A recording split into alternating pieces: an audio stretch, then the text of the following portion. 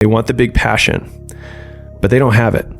But I'll give you the first rule of entrepreneurship that I've learned, which is use what you have. And a lot more people have pain. A lot more people have anger. A lot more people have shame.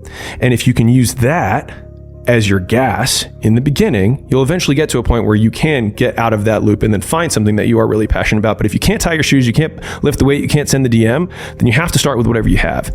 And so for me, it was hatred of my current existence. I hated being an entrepreneur. I hated being a wannabe. I hated being one of those people who like talked about all the things they were going to do and didn't do anything. I hated living the life that my dad wanted me to live. I was his bitch. That's what it was. I was his bitch. I was living his dreams out, not mine. And that was, led to that other tweet, which was, sometimes your parents' dreams have to die in order for yours to live.